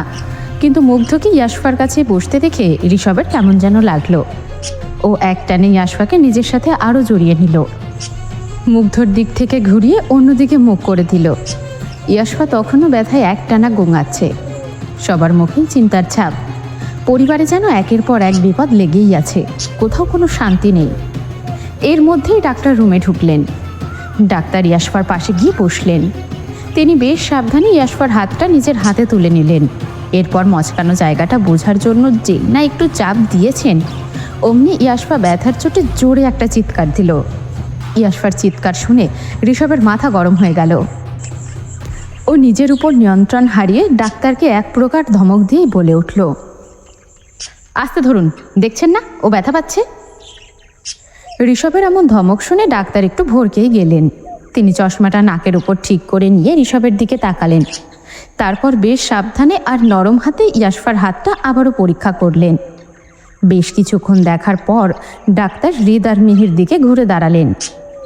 ডাক্তার বললেন, ভয়ের কিছু নেই, হাড় ভাঙেনি, আসলে হুট করে টান লাগায় রগে প্রচণ্ড চোট লেগেছে, হাতটা বেশ ভালো রকম মচকে গিয়েছে। আমি একটা ব্যথার মলম আর কিছু ঔষধ লিখে দিচ্ছি, এগুলো নিয়ম করে খাওয়ালে আর মলমটা দিনে 2-3 বার হালকা করে লাগিয়ে দিলে 4-5 দিনের মধ্যে ব্যথা একদম কমে যাবে। তবে হ্যাঁ, এই কয়েকটা দিন হাতটা একদম নাড়াচাড়া করা যাবে না, পুরোপুরি বিশ্রামে রাখতে হবে। ডাক্তারবাবু প্রেসক্রিপশনটা হৃদের হাতে দিয়ে বিদায় নিলেন। মুগ্ধ ডাক্তারকে এগিয়ে দিতে রুমের বাইরে গেল। ডাক্তার চলে যেতেই রুমে এক থমথমে নীরবতা নেমে এলো। কেউ কিছু বুঝে ওঠার আগেই হৃদ হনহন করে হেঁটে সোজা আলমারির দিকে এগিয়ে গেল।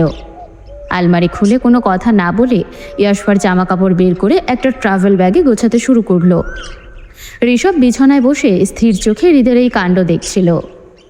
মিহি হৃদের পাশে গিয়ে হাত ধরে বলল, কি হয়েছে পচা লোক, এসব করছো কেন? মিহির কথা শেষ হতে না হতেই হৃদ সবার সামনে মিহিকে অনেক জোরে একটা ধমক দিয়ে উঠল। চুপ, একদম চুপ, একটা কথাও কেউ বলবে না। আমি যা করছি আমাকে করতে দাও, এর মধ্যে কেউ বাধা দিতে আসলে কিন্তু একদম খবর আছে, বলে দিলাম। হৃদের গলার আওয়াজ শুনে মিহি আর কিছু বলার সাহস পেল না। লোকটা যে এই মুহূর্তে কতটা রেগে আছে তা হৃদের লাল হয়ে যাওয়া চোখ দুটো দেখেই বোঝা যাচ্ছে। রাহা, তিথি, রুহি আর মুগ্ধ সবাই একদম কাঠের পুতুলের মতো চুপচাপ দাঁড়িয়ে হৃদের কাণ্ড দেখছিল। হৃদ ঝড়ের গতিতে ব্যাগ গোছানো শেষ করলো। তারপর ব্যাগটা এনে ইয়াশফার মাথার কাছে টেবিলের ওপর রাখলো। এরপর সে আলতো করে ইয়াশফার পাশে বসলো।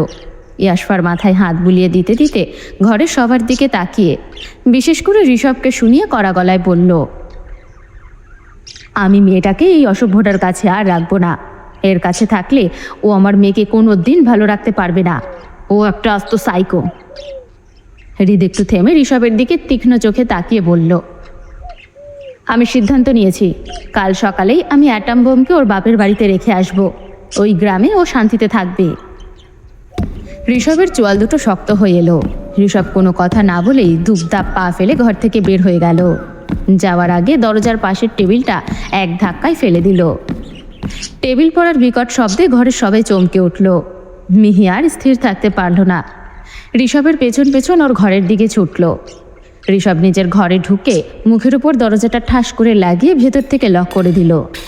রুমের ভেতর থেকে একের পর এক জিনিসপত্র ভাঙা শব্দ আসছে। ঋষভের ভাঙচুর করা অবশ্য বাড়ির মানুষের কাছে নতুন কিছু না। হৃদও রাগে ফুঁসতে ফুঁসতে ওর দরজার সামনে আসলো।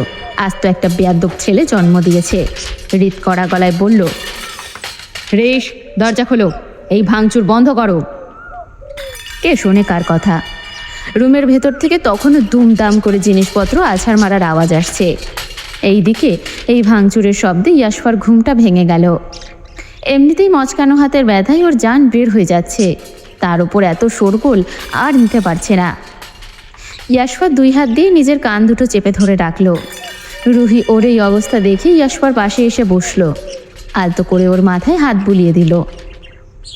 ওইদিকে ঋষভের থামার কোনো নামগন্ধই নেই। ঘরের মধ্যে তাণ্ডব শুরু করে দিয়েছে। মিহি জোরে জোরে দরজা চাপড়াতে লাগলো। বাবু, বাইরে বের হ, দেখ মেয়েটা কিন্তু অনেক অসুস্থ, ওর অনেক কষ্ট হচ্ছে। ঋষভের কান পর্যন্ত তখন কোনো কথাই পৌঁছচ্ছিল না। ছেলের এমন জেদ দেখে হৃদ নিজের রাগ সামলাতে না পেরে দরজায় একটা লাথি মারল। মিহি এখন কাকে আটকাবে কিছুই বুঝতে পারছে না। বাপ আর ছেলে মিলে ওর জীবনটা শেষ করে দিচ্ছে। তিথি, রুহি, রাহা, মুগ্ধ সবাই ঋষভের দরজার সামনে এসে জড়ো হয়েছে। ইয়াশু এতক্ষণ নিজের রুমে চুপচাপ শুয়েছিল, কিন্তু ঘরের পরিস্থিতি এতটা খারাপ হতে দেখে সে আর বিছানায় শুয়ে থাকতে পারল না। গুটি গুটি পায়ে হেঁটে ঋষভের ঘরের সামনে এসে দাঁড়ালো। ইয়াশফাকে দেখে মিহি এক ছুটে ওর কাছে গেল। ঋষকে একটু দরজাটা খুলতে বলো না মা। ইয়াশফা দরজার কাছে এগিয়ে গেল। নিজের ভালো হাতটা দিয়ে দরজায় আলতো করে একটা ধাক্কা দিল। শান্ত গলায় বলল, দরজাটা খুলুন, আমার খুব কষ্ট হচ্ছে, এবার মনে হয় সত্যিই মরেই যাব। হঠাৎ করেই ভেতরের ভাঙচুরের আওয়াজটা একদম কমে গেল। পুরো বাড়ি যেন 1 সেকেন্ডে শান্ত হয়ে গেল। কারোর মুখে কোনোই কথা নেই, সবাই মুখ চাওয়াচাওয়ি করছে। ঋষভ আচমকা দরজা খুলে সামনে এসে দাঁড়ালো। ঋষভের 2 হাত বেয়ে টপ টপ করে রক্ত ঝরছে, 2 হাতের তালুতেই ছোট ছোট কাচের টুকরো গেঁথে আছে। এই দৃশ্য দেখে তিথি আর রুহির গা শিউরে উঠল। মিহির মনে হলো বুক থেকে কলিজাটা কেউ টেনে ছিঁড়ে নিয়ে যাচ্ছে। মিহি দৌড়ে গিয়ে ঋষভের রক্তাক্ত হাত দুটো চেপে ধরল। ঋষভ মিহির দিকে তাকিয়ে একটু শান্ত হওয়ার চেষ্টা করলো। মায়ের কপালে একটা আলতো চুমু দিল। এরপর রক্তাক্ত হাত বাড়িয়ে ইয়াশফাকে এক টানে নিজের গায়ের সাথে এনে দাঁড় করালো। ইয়াশফার অবশ্য এই রক্তারক্তি দেখে কিছুই মনে হলো না, এসব রক্ত দেখে ভয় পায় না ও। এদিকে ঋষের এমন তেরামি দেখে হৃদ নিজের হাত দুটো মুষ্টিবদ্ধ করে রাগ সামলানোর চেষ্টা করতে লাগলো। ইয়াশফা ঋষভের রুমের ভেতরের দিকে তাকিয়ে দেখল ওটাকে আর কোনো মানুষের রুম বলে চেনার উপায় নেই। গোটা ঘরে কাচের টুকরো ছড়িয়ে ছিটিয়ে পড়ে রয়েছে। মনে হচ্ছে এইমাত্র ঘরের উপর দিয়ে একটা বড়সড় ভূমিকম্প বয়ে গেছে। ঋষভ সবার সামনে নিজের হাত থেকে এক এক করে গেঁথে থাকা কাচের টুকরোগুলো টেনে বের করতে লাগলো। কাজ বের করার সাথে সাথে ফিনকি দিয়ে তরতাজা রক্ত বের হতে শুরু করলো। সব কাজ বের করার পর ঋষভ রক্তাক্ত হাত দিয়ে ইয়াশফার গাল দুটো শক্ত করে চেপে ধরলো। তারপর চিৎকার করে বলল, তুই কালকে কোথাও যাবি না। ছেলের এই অবাধ্যতা দেখে হৃদ এবার মারাত্মক রেগে গেল। মামার বাড়ির আবদার নাকি, ও যা বলবে তাই হবে? হৃদ কড়া গলায় বলল, না, কালকে ইয়াশফা গ্রামে যাবেই। হৃদের কথা শুনে ঋষভের মাথা গরম হয়ে গেল। এক ঝটকায় ইয়াশফাকে কোলে তুলে নিল। তারপর ঘরের ভেতর ঢুকে সবার মুখের ওপর দরজাটা ঠাস করে লাগিয়ে দিল। ঋষভ ইয়াশফাকে বিছানায় বসালো। তারপর নিজের রক্তাক্ত হাতটা ওর গালে চেপে ধরে চোখ রাঙিয়ে বলল, কাল গ্রামে গেলে তোর পা আমি ভেঙে দিব।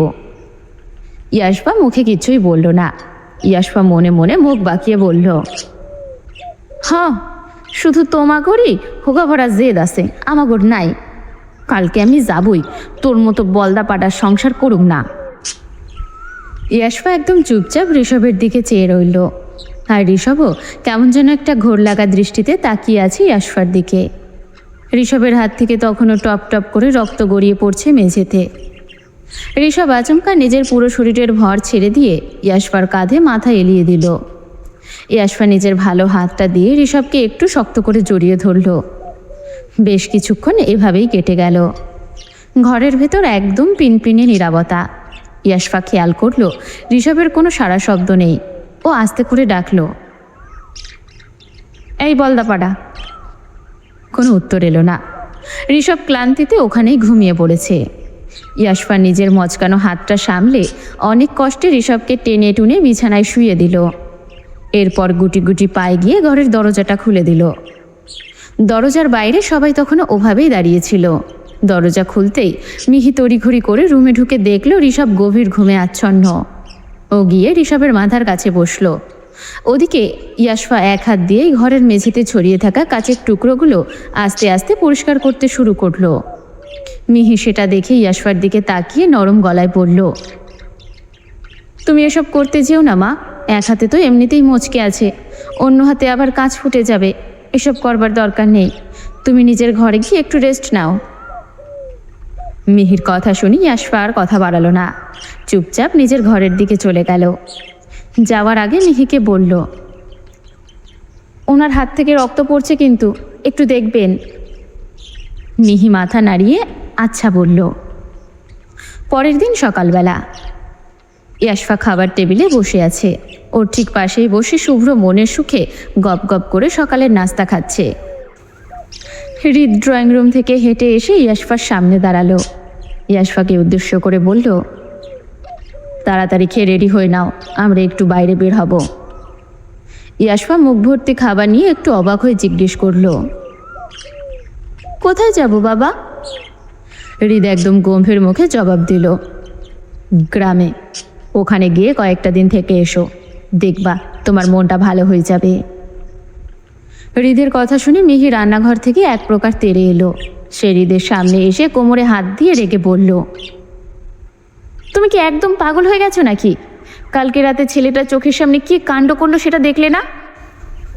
এখন যদি তুমি আবার ইয়াশফাকে জোর করে গ্রামে পাঠাতে যাও, হৃষ কিন্তু এবার আরও বড় কোনো অঘটন ঘটিয়ে বসবে। আমি এসব অশান্তি আর সহ্য করতে পারছি না। আমাকে একটু শান্তি দাও, আমি খুব ক্লান্ত। হৃদ কড়া গলায় মিহিকে ধমকে উঠল, করলে করুক, ওর কথায় কি দুনিয়া চলবে নাকি? আমি অ্যাটাম বোমকে কিছুতেই ওর মতো বেয়াদবের কাছে রাখবো না, ব্যাস।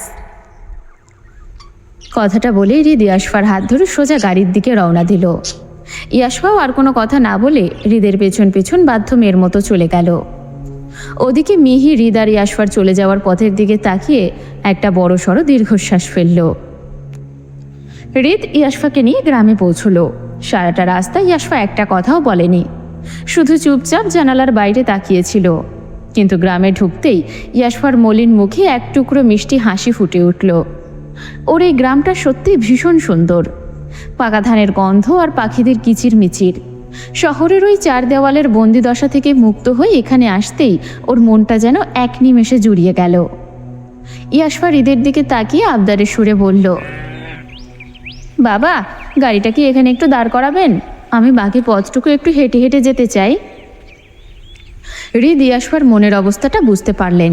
ও মুচকি হেসে গাড়িটা দাঁড় করিয়ে বলল, আচ্ছা মা, যাও, তুমি এগোও, আমি গাড়িটা পার্ক করে আসছি। গাড়ির দরজা খুলতে ইয়াশফা এক প্রকার দৌড় দিল। ইয়াশফাকে দেখার সাথে সাথেই ঝোপের আড়াল থেকে ওর ছোট্ট প্রিয় হরিণছানা কিসমিস লাফাতে লাফাতে ছুটে এসে ওর গায়ের উপর চড়ে বসলো। ইয়াশফা হরিণকে কিসমিস বলেই ডাকে। সাথে সাথে কোত্থেকে যেন হুটোপুটি খেতে খেতে সাদা পশমের বিড়াল ম্যাও ম্যাও করে ছুটে আসলো। লেজ নাড়াতে নাড়াতে একটা ছোট্ট দেশি কুকুরছানা বাঘা ছুটে এসে ইয়াশফার পায়ে গা ঘষতে লাগলো। ঠিক তখনই পাশের চালতা গাছের ডাল থেকে একটা সবুজ টিয়া পাখি উড়ে এসে বসলো ইয়াশফার মচকানো হাতের উপর। ইয়াশফা ওই টিয়াটির নাম রেখেছে পিপাই। এতদিন পর নিজের এই অবুঝ বন্ধুদের কাছে পেয়ে ইয়াশফার চোখ দুটো আনন্দে ছলছল করে উঠল। ওরা সবাই যার যার নিজের ভাষায় ইয়াশফাকে ডাকছে, আর ইয়াশফাও ওদের ডাকে সাড়া দিচ্ছে।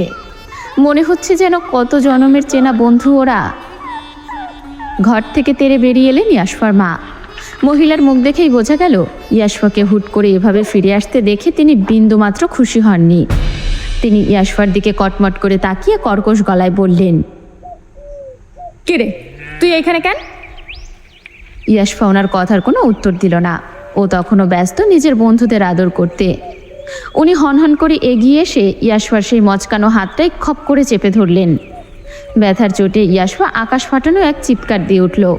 মহিলা তাতেও থামলেন না। কিরে, কথা কি কানে যাচ্ছে না তোর? এই অসময়ে এখানে এসেছিস কেন? শ্বশুরবাড়ি থেকে লাথি মেরে তাড়িয়ে দিয়েছে, এখন আবার আমাদের ঘরে চাপতে এসেছিস, তাই তো?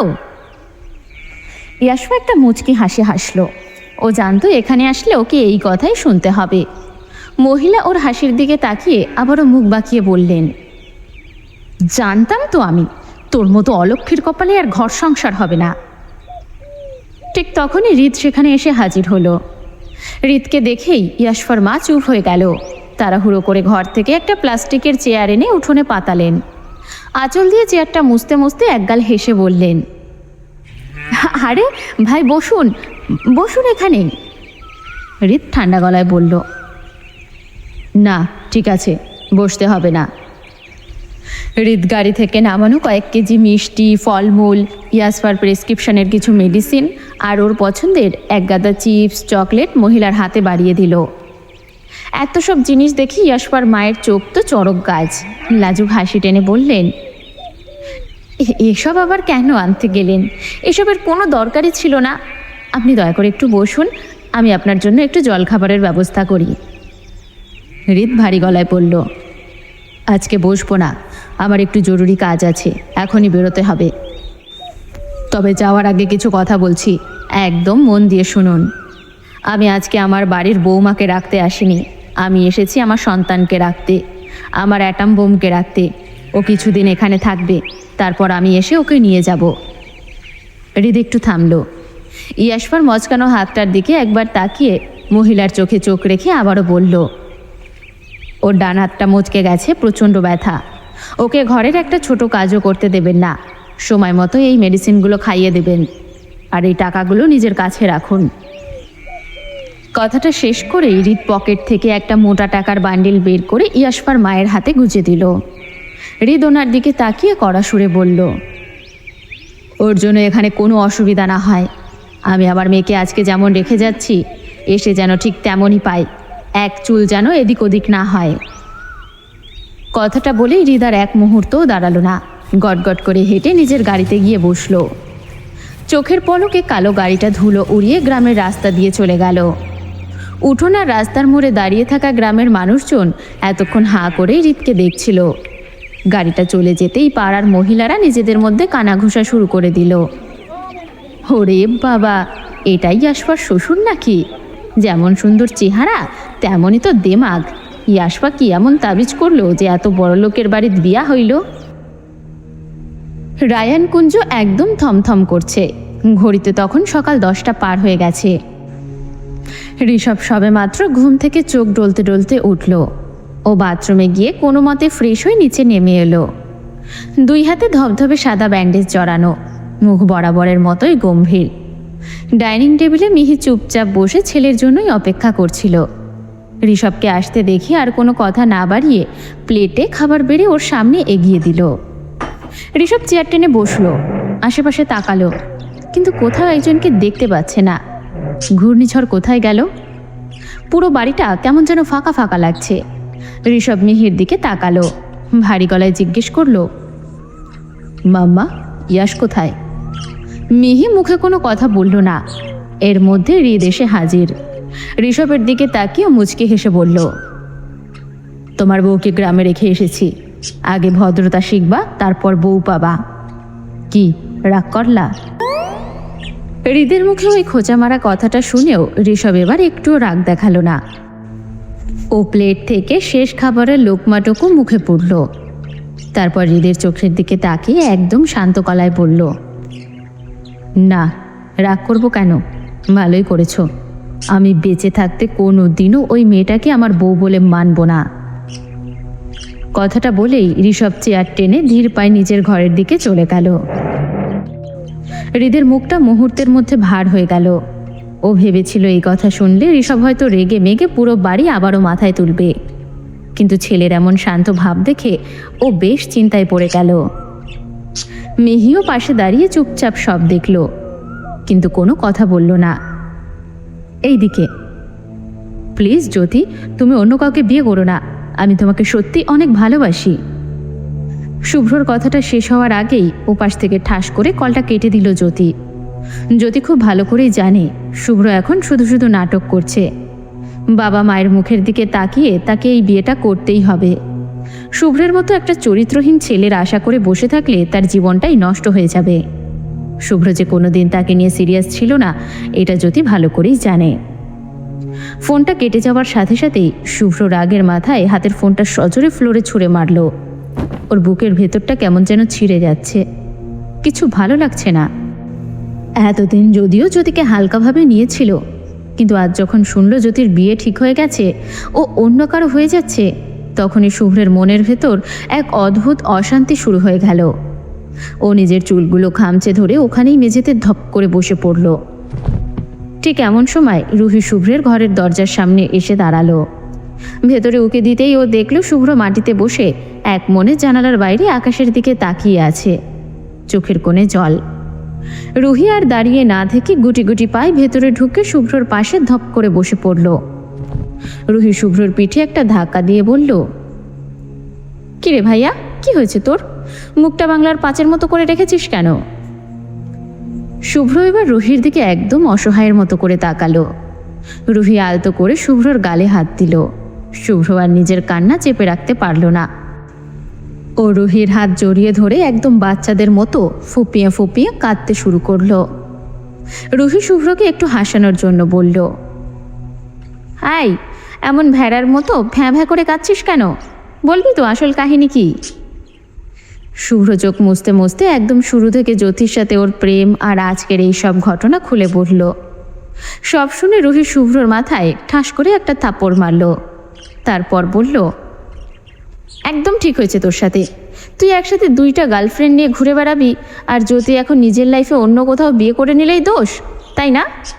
উচিত শিক্ষা হয়েছে তোর। তোর মতো পড়ার সাথে এমনই হওয়া উচিত। শুভ্র এবার রুহির হাত দুটো ধরে একদম বাচ্চাদের মতো করে বলল, আমি কসম খাচ্ছি আমি বাকি সব মেয়েদের ব্লক করে দেব, সব ছেড়ে দেব। আমার শুধু আমার জ্যোতিকেই লাগবে, এনে দে না। রুহি শুভ্রের এই ছটফটানিতে চুপ হয়ে গেল। ও সোজা হয়ে বসে জিজ্ঞেস করল, জ্যোতির বিয়েটা কবে? শুভ্র মাথা চুলকাতে চুলকাতে আমতা আমতা করে বলল, আজকেই। রুহি একটু ভেবে আবার জিজ্ঞেস করল, বিয়েটা ঠিক কখন? রাতে। রুহি মুচকি হেসে শুভ্রর কাঁধে হাত দিয়ে বলল, চিন্তা করিস না, আমরা আজকে বউ চুরি করব। শুভ্র রুহির দিকে গোল গোল চোখে তাকিয়ে পড়ল, মানে কি বলছিস এসব? রুহি শুভ্রর কাছে এসে ওর কানে ফিসফিস করে কিছু প্ল্যান বলল। প্ল্যানটা শোনার পর শুভ্রর চোখ মুখ 1 সেকেন্ডে উজ্জ্বল হয়ে গেল। এরপর দুজন একসাথে চিল্লিয়ে বলে উঠল, ইয়েস, এবারের মিশন বউ চুরি। উঠোনে ইয়াশফা চুপচাপ বসে আছে। ওর চারপাশ ঘিরে বসে আছে কিসমিস, বাঘা, পিপাই আর ম্যাও ম্যাও। ইয়াশফার পেটের ভেতর তখন খিদেই চোঁ চোঁ করছে, কারণ বেলা 3টে বেজে গেছে। সকালে খেয়ে বের হয়েছিল। গ্রামে আসার পর থেকে মা এক ফোঁটা খাবারও দেয়নি। ইয়াশফাও নিজে থেকে যেচে খেতে চায়নি। ও খুব ভালো করেই জানে খাবার চাইলেই এক গদা কথা শুনতে হবে, যেটা ওর ভালো লাগবে না। ঠিক এমন সময় ভেতর থেকে ইয়াশফার মা হনহন করে বেরিয়ে এলেন। ওনার হাতে একটা পুরনো স্টিলের থালা, যাতে সামান্য একটু শুকনো ভাত আর নামমাত্র একটু ডাল দেওয়া। তিনি ইয়াশফার সামনে এসে থালাটা এক প্রকার ছুঁড়ে দিলেন। থালার ধাক্কায় কিছুটা ভাত ছিটকে নোংরা মাটিতে পড়ে গেল। তিনি মুখ বাঁকিয়ে বললেন, গিলে থালাটা ভালো করে ধুয়ে রাখিস, আমি ঘুমোতে গেলাম। তোর বাপ আসলে বলিস আমি ঘুমোচ্ছি, আমার যেন না ডাকে। কথাটা বলেই তিনি ঘরে চলে গেলেন। ইয়াশফা ওনার যাওয়ার পথের দিকে তাকিয়ে একটা মুচকি হাসি দিল। এসবে তো ও ছোটবেলা থেকেই অভ্যস্ত, নতুন কিছু না। আজকে তো তাও ওর মা দয়া করে এইটুকু খেতে দিয়েছে। এর আগে যে কত দিন কত রাত না খেয়ে কাটিয়েছে তার তো কোনো হিসেবই নেই। ইয়াশফা নিজের মচকানো হাতটা সামলে বাম হাত দিয়ে ভাতটা আস্তে আস্তে মাখলো। এক লোকমা করে মেখে বাঘা, পিপাই আর কিসমিসদের মুখে তুলে দিল, আর সামান্য একটু নিজের মুখে পড়ল। খাওয়া শেষ করে ও উঠোনের পাশে টিউবওয়েলের পাড়ে গিয়ে পেট ভরে অনেকটা পানি খেলো। এরপর এক হাত দিয়ে প্লেটটা সুন্দর করে মেজে ঘরে রেখে এলো। কিছুক্ষণ পর ইয়াশফার বাবা বাড়ি ফিরলেন। বাবাকে দেখা মাত্রই ইয়াশফা আর নিজেকে ধরে রাখতে পারল না। এক ছুটে গিয়ে ওনাকে শক্ত করে জড়িয়ে ধরল। ওনার চোখ বেয়ে টপ টপ করে পানি পড়তে লাগলো। এই মেয়েটা ছাড়া ওনার এই দুনিয়ায় আপন বলতে আর কেউ নেই। কতবার যে ভেবেছেন মেয়েটাকে নিজের কাছে এনে রাখবে, কিন্তু তার সম্ভব হয়নি। তিনি ইয়াশফার কপালে একটা চুমু দিয়ে বললেন, কখন এসেছেন আম্মা, কিছু খেয়েছেন? ইয়াশফা বাবার চোখ মোছাতে মোছাতে মাথা নাড়িয়ে বলল, হ্যাঁ, আমার না আপনার সাথে অনেক অনেক গল্প করার আছে বাবা। এরপর বাপ বেটি উঠোনের এক কোণে বসে কতক্ষণ ধরে সুখ দুঃখের গল্প করল। গল্প শেষে ইয়াশফা নিজেই রান্নাঘরে গিয়ে বাবার জন্য খাবার বেড়ে নিয়ে এলো। মেয়ের মুখের দিকে তাকিয়েই বুঝতে পেরেছে মেয়ে অসুস্থ। উনি প্লেটের সবটুকু ভাত নিজের হাতে মেখে এক লোকমা করে ইয়াশফাকে খাইয়ে দিতে লাগলো। ঋষভ সারাদিন বাড়িতে ছিল না। সব জায়গায় অশান্তি লাগছে। রাত বাজে 11টা। ঘরে এসেই বিছানায় গা এলিয়ে দিল। মাথা ব্যথা করছে ওর। এর মধ্যেই রুহি, আদ্রিত আর শুভ্র হুড়মুড় করে ঋষভের ঘরে ঢুকলো। ঋষভ আর চোখে ওদের দিকে তাকালো। শুভ্র এসে ঋষভের পায়ের কাছে বসে অসহায়ের মতো করে বলল, ভাই চলো না আমাদের সাথে। ঋষভ ভ্রু কুঁচকে বলল, কোথায়? রুহি হেসে বলল, শুভ্রর বউ চুরি করতে। ঋষভের খুব রাগ হলো। ওর মন এমনিতেই খারাপ। ঋষভ মুখ ফসকে বলল, আমার বউ আমাকে ছেড়ে চলে গেছে আর আমি অন্য কারো বউ চুরি করতে যাব?